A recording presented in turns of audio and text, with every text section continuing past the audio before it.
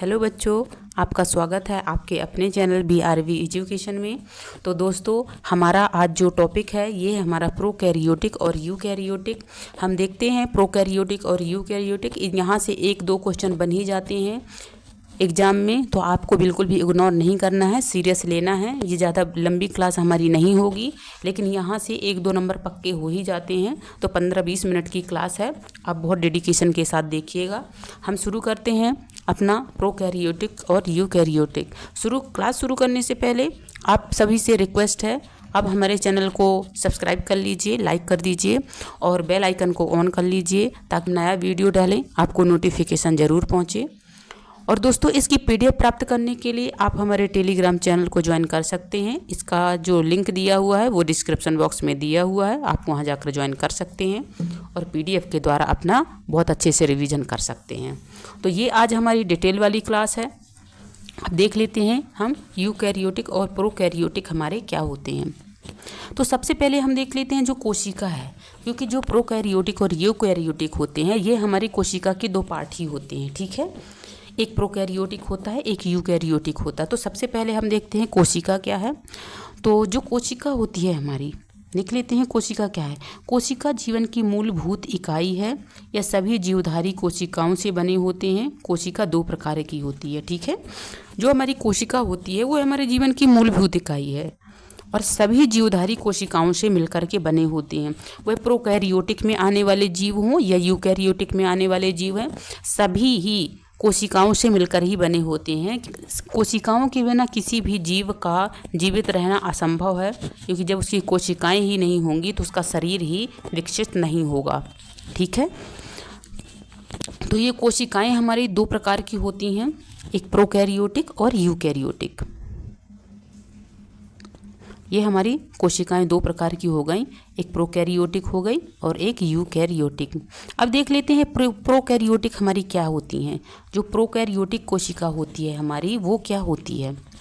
तो सबसे पहले इसकी परिभाषा देखते हैं दोस्तों। प्रोकैरियोटिक कोशिकाएं वे कोशिकाएं होती हैं जिनमें न्यूक्लियस स्पष्ट रूप से झिल्ली द्वारा घेरा नहीं होता। इसमें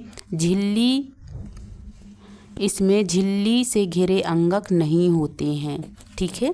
प्रोकैरियोटिक हम उसको बोलते हैं, प्रोकैरियोटिक के अंतर्गत वो जीव आते हैं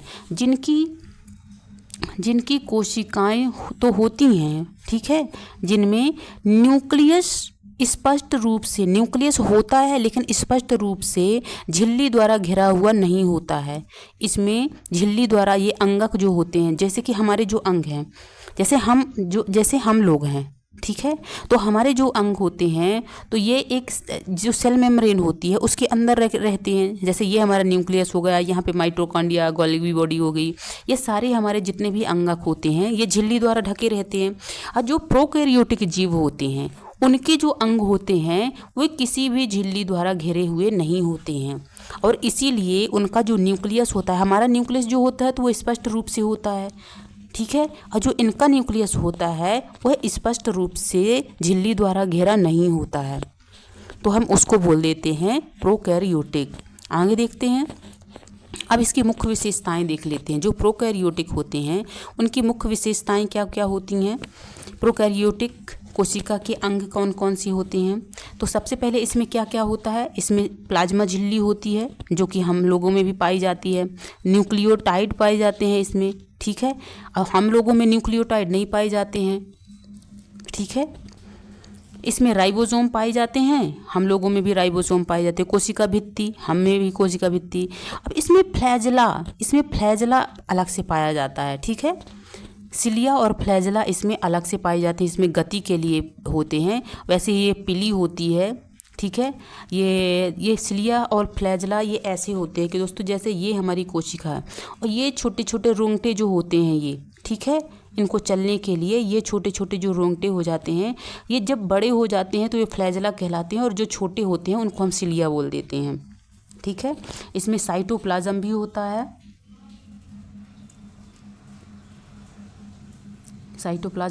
है, ठीक है।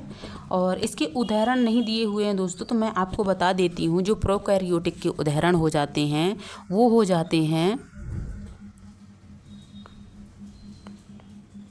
शैवाल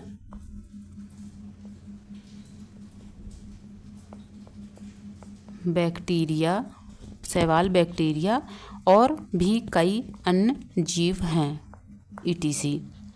ठीक है, अब देख लेते हैं यूकैरियोटिक कोशिका क्या होती है। तो यूकैरियोटिक कोशिकाएं वे कोशिकाएं होती हैं जिनमें न्यूक्लियस होता है, जो न्यूक्लियस मेम्ब्रेन से घिरा हुआ होता है। इसमें कई प्रकार की झिल्ली से घिरे अंगक मौजूद होते हैं। ठीक है, जैसे कि इसका उल्टा जो यूकैरियोटिक होता है उसमें जो मेम्ब्रेन जो न्यूक्लियस होता है वह मेम्ब्रेन में घिरा हुआ होता है, जैसे कि हम लोगों के होते हैं। तो हमारी कोशिकाएं होती हैं वो यूकैरियोटिक होती हैं। और जो ऐसे जीव होते हैं एक बहुत छोटे जीव होते हैं, उनमें प्रोकैरियोटिक कोशिकाएं पाई जाती हैं।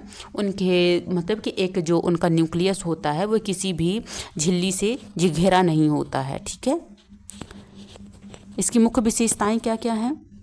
इसकी मुख्य विशेषताएं न्यूक्लियस है, ठीक है, जो कि होता ही है, हमने देखा ही है। ये DNA का नियंत्रण करता है। इसमें माइटोकॉन्ड्रिया होती है जो ऊर्जा का उत्पादन करती है। गोल्गी बॉडी होती है, प्रोटीन संशोधन और पैकेजिंग का काम करती है। ठीक है, इसमें इंडोप्लाज्मिक रेटिकुलम होता है, ये प्रोटीन का निर्माण करता है। ठीक है, इसमें स्मूथ एक हो जाता है। ठीक है, एक रफ हो जाता है, एक स्मूथ हो जाता है, ये दोनों हो जाते हैं, जो कि ये लिपिड का निर्माण करता है। हमने बहुत अच्छे से इसको पढ़ लिया है दोस्तों। अगर आपने डिटेल वाली क्लास देखी होगी तो आपको बहुत अच्छे से ये सारी क्लास आपको बहुत अच्छे से समझ में आ रही होगी। इसमें राइबोसोम भी होते हैं जो कि प्रोटीन का निर्माण करते हैं। लाइसोसोम होते हैं अपघटन का।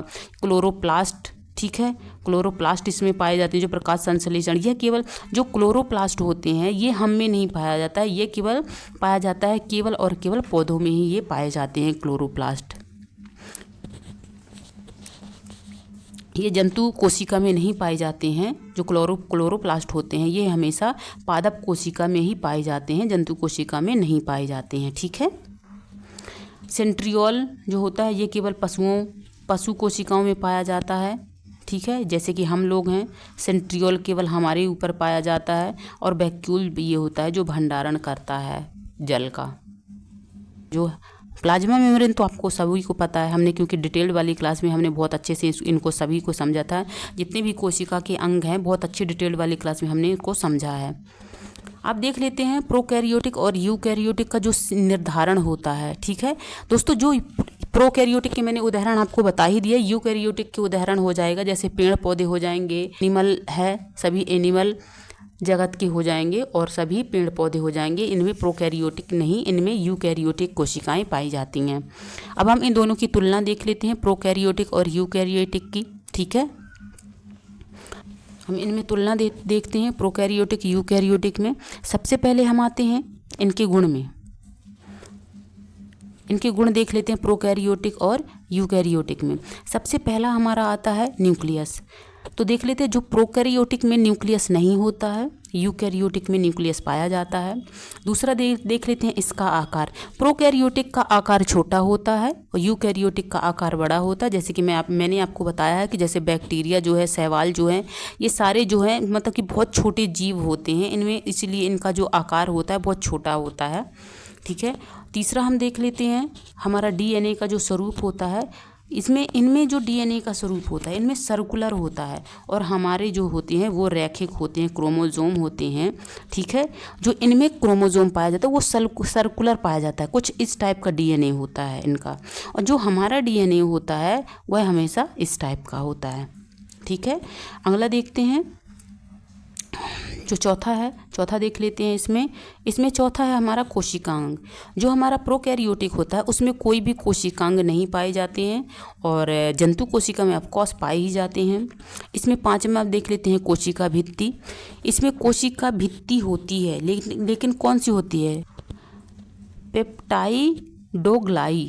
ठीक है, और जो पौधों में, हमारे में तो कोशिका भित्ति नहीं पाई जाती है, लेकिन जो जंतु जो यूकैरियोटिक हैं वह जंतु और पादप दोनों में पाए जाते हैं। ठीक है, तो इसलिए जंतु में जो होती है कोशिका भित्ति जो होती है वह केवल पादप कोशिकाओं में पाई जाती है, ये जंतु कोशिकाओं में नहीं पाई जाती है। और इसमें प्रोकैरियोटिक में होती तो है कोशिका भित्ति इसमें भी। ठीक है। लेकिन ये किस चीज़ की बनी होती है? ये बनी होती है पेप्टाइड डोगलाई की, और जो पौधों की कोशिका भित्ति होती है ये बनी होती है सेल्यूलोज की। अब हम अपना छठवां देख लेते हैं। छठवां है हमारा विभाजन। जो प्रोकैरियोटिक में बाइनरी फिजन होता है, ठीक है, जो विभाजन होता है इसको बोलते हैं बाइनरी फिजन। और जो हमारे जंतु कोशिकाओं में होता है, जंतुओं में होता है, मतलब यूकैरियोटिक में जो कोशिका विभाजन होता है उसको माइटोसिस या मायोसिस बोल देते हैं, जो कि हम बहुत अच्छे से कोशिका विभाजन में आपको पढ़ाया है। अर्धसूत्री विभाजन, समसूत्री विभाजन, जो ये होते हैं ये कोशिका विभाजन होते हैं प्रोकैरियोटिक में, और यूकैरियोटिक में बाइनरी फिजन होते हैं, ठीक है दोस्तों। मैंने आपको उदाहरण पहले से ही बता रखा है आपको इसके, जैसे कि प्रोकैरियोटिक के उदाहरण हो जाते हैं बैक्टीरिया, शैवाल, आर्किया, ठीक है। और जो यूकैरियोटिक के हो जाते हैं वो हो जाते हैं पौधे, जानवर, फंगस और प्रोटिस्टा, ठीक है। यहाँ से आपको और ज़्यादा स्पष्ट हो जाते हैं कि यहाँ पे इसके कौन कौन से एग्जाम्पल हो जाते हैं। तो दोस्तों हमारी एक छोटी सी क्लास थी, ये प्रोकैरियोटिक यूकैरियोटिक रह गए थे हमारे, तो हमने सोचा कि एक क्लास में इसको भी ख़त्म कर देते हैं, क्योंकि ज़्यादा बड़ी क्लास हमारी नहीं है, ये छोटी सी क्लास है। तो आप इसको बहुत अच्छे से देख लीजिएगा दोस्तों, यहाँ से 1-2 क्वेश्चन ज़रूर बन जाते हैं। तो दोस्तों आपको ये बिल्कुल भी आपको मिस नहीं करनी है क्लास, बहुत अच्छे से देखिएगा इसको।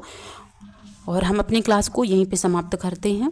आप सभी बच्चों का बहुत बहुत धन्यवाद यहाँ तक देखने के लिए, एंड बाय।